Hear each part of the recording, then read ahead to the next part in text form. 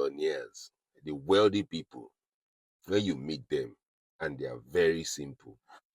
My quote, my own quote, my quote has always been simplicity is beauty, right?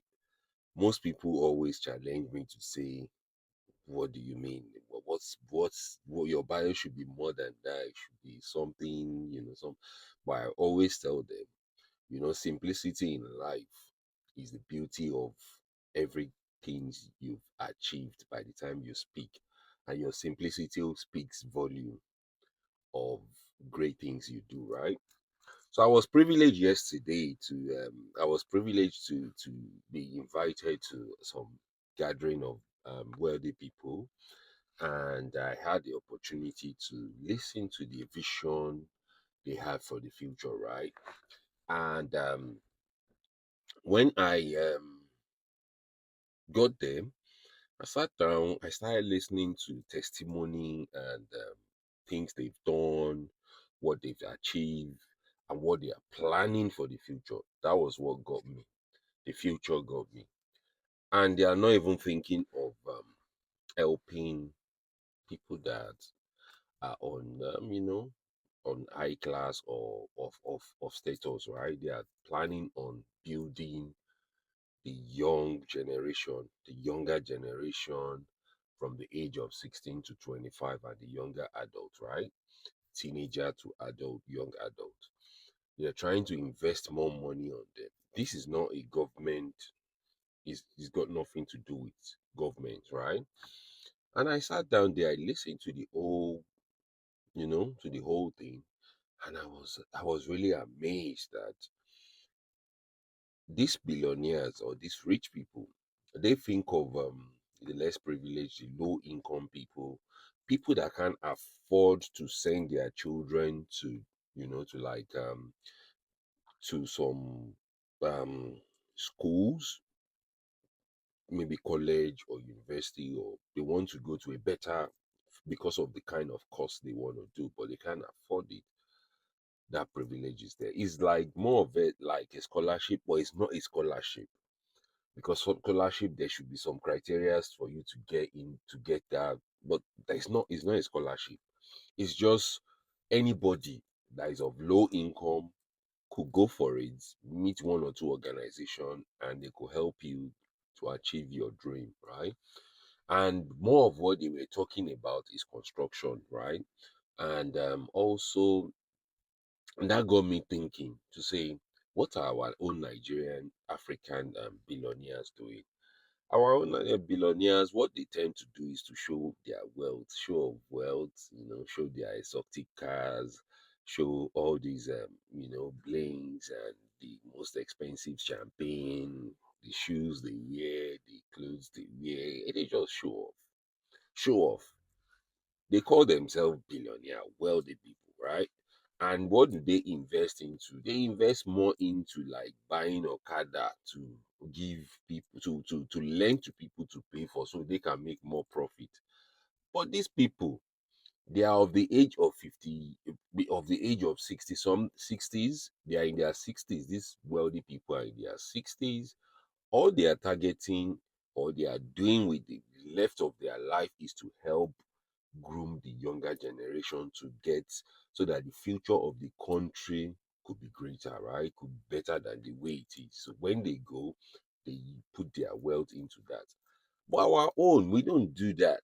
We want to make that wealth for the next billions of generation that is yet to come, right?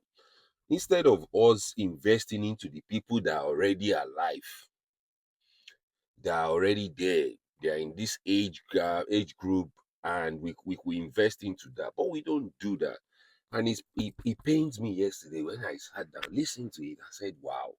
So these people are thinking in this way. This is something to discuss, right? It's something to look into. And for someone like me that has nothing less than maybe 20 pounds or less than 1,000 naira in my account, right? To have that privilege to sit with them, that says a lot, right? Because I know even in Nigeria, I will never have that opportunity to be among where even people that we were friends, once they become of class, they abandon, they don't want to talk to you because they said you will drag them down. That's what they believe. But yesterday, I met lots of people that are struggling, met lot of people that they are just in their low income earners. They were there getting involved, speaking to, having the opportunity to talk to a billionaire to get their contact. And that's what we call networking, right? So even when they were when it was after the whole meeting, right? I wish I could show pictures, but I can't. I can't show more pictures of or videos of what happened there. But this is picture of picture of me when we were having some food and drinks, right? I had the opportunity to network with one wealthy man. I was like, really? When this guy told me of his project and his involvement in some community things, I'm like, you know, I look at myself, I look at him, I look at myself, I look at him.